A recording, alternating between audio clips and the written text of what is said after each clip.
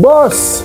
Bossy! Kumusta naman ang buhay-buhay? So, another day, another vlog. Barinig kita sa Bigyan ko mukha naman eh. kayo ng tips kung ano yung mga langis na recommended na gamitin para kay TRK 502X.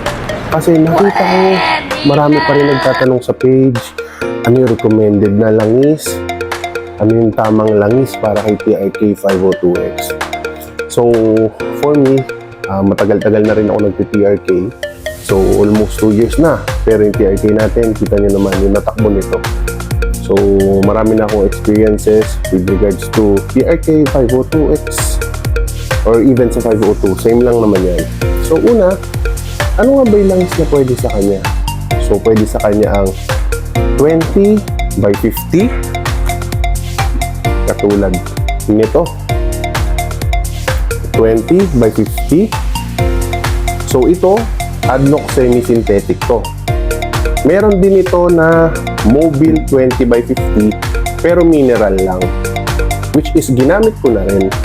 Pinang-Ironman ko ba yan? Yung Mobile 20 by 50 na yan, okay? So, isa rin sa pwede sa kanya is 10 watts by 50.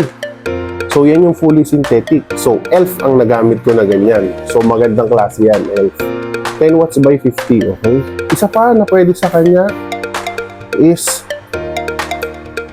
15 by 50.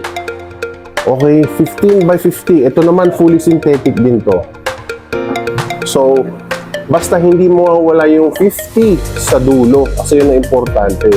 Yun kasi nakalagay na 20 watts, 10 watts, 15 watts is winter yan. So, hindi naman nagwi-winter sa Pilipinas.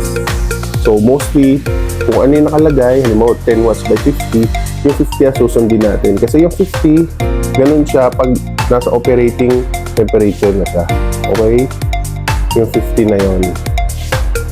Okay? So, yan na.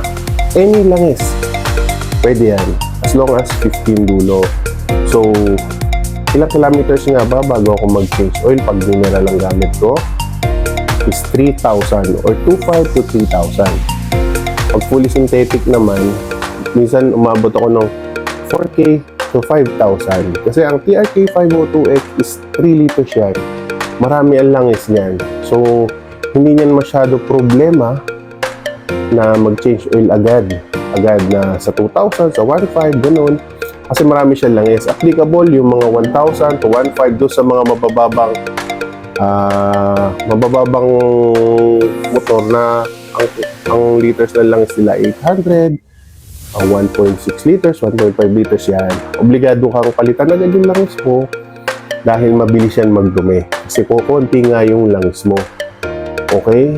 So, sa battery, tanong ko sa inyo, kailangan nyo ba talaga yung battery na mamahalin? O kailangan nyo lang talaga ng battery? Okay? So, isi-share ko sa'yo na hindi ako bumibili ng mamahaling battery. Okay? Hindi ako bumibili ng Yuasa, Amaron, GS, or anything lithium. Alam mo, binibili kong battery, yung ordinaryong battery na gel type. Kung alam mo to, dati ka na nagmumotor, malamang alam mo to. So, anong battery ko dito sa TRK ko? Ito lang ko, OD gel type. It's worth, kung ganyan, 1,350. Mahal pa yan dahil nagmamadali ako bumili. Although, hindi pa sira yung stock ng TRK 502X. So, after 1 year niya, pinalitan ko na agad para sure. So, binili ko to November 2023. So, ilang buwan na lang papalitan. Kahit yearly ka magpalit nito para sure. Mura lang eh. 1,315 bili ko. Mahal pa yan sa pagkakabili ko online. Makakabili ka niya ng 1,000 plus lang. Hindi abot ng 1,300 sa mga shop. Okay, so yan yung mga tips sa langis, sa battery, and ano nga ba yung mga dapat dala-dala mo sa TRK 502X mo. Okay, so check natin kung ano yung laman ng panniers ko na importante na dapat na meron ka rin. So guys, isa sa dapat na meron ka rin laging dala is pambomba ng gulong. Yung portable. Okay, so magkano lang to? Wala pa itong 1,000. Lagi ito nakalagay dun sa aking side panniers. Kasi hindi tayo pwedeng ma-flatan basta-basta. Okay, and naka-tubeless naman na yung gulong natin sa TRT 502X. Tapos may konting sealant yan. Okay. Isa pa na dala-dala ko lagi. Okay. Yes. Tools. Mga allen screw, mga open and close na na wrench. Okay. Tapos sa dala ko, may dala ko laging pan-check ng battery. Okay. Kaya alam ko kung yung battery ko mamamatay na or buhay pa, maganda pa. So ahead of time, nakakapagpalit ako ng battery. Kaya nga napalitan ko agad dahil dito. Dahil puro na yung original ng TRK 502X. Magkano lang to? 600 plus. Very accurate to. Okay. Next na dala-dala ko naman, okay. Mamatay man yung battery ko, may dala pa rin akong charger ng battery. Okay, lagi yan nasa pannier ko. So, hindi ako maalis nang wala yung tatlong yung pambomba, charger, pan-check ng battery. Kaya walang problema. So, uulitin ko nga pala, ang oil filter for TRK 502X na pwede na Vic ay Vic 901. Kasi sobrang dami pa rin yung nagtatanong. Bawasan na natin yung mga nagtatanong, i-share nyo itong video ko na to, i-share nyo yung page ko, i-share nyo to para mabigyan natin sila ng idea. Kasi lagi ako nag-upload ng tips, lalo na pag may na-discover akong bago for TRK 502X. Okay? So, i-share nyo naman to. Yun lang naman. So, para makapagbigay pa tayo ng iba pang tips para sa mga kapwa natin na TRK 502X. Side pannier. Binilag ko na rin to kung saan kayo makakabili. So, gusto nyo i-check, papakita ko sa inyo yung side pannier na talaga naman swak sa 502.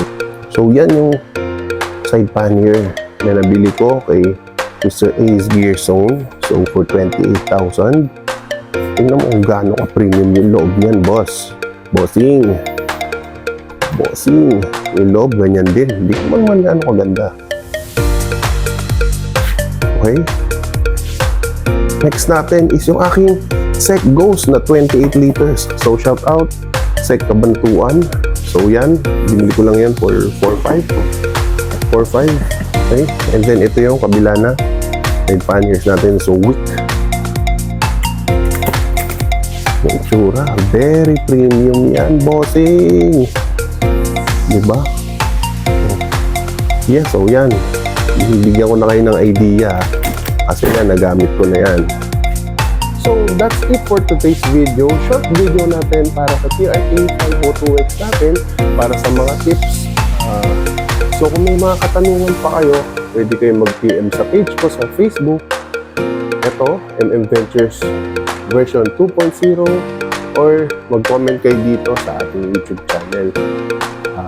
So, willing naman ako i-share yung mga experience ko na sa TRK, mga napalitan ko na. And kung kaya ko sagutin yung mga question nyo, sagutin natin yan. Huwag lang math. Okay? Ayoko sumagot ng math. So, till next video, hopefully makatulong sa inyo itong ating short video na tips. Okay, so ride safe palagi. Mag-gear tayo palagi. Okay. Thank you. God bless.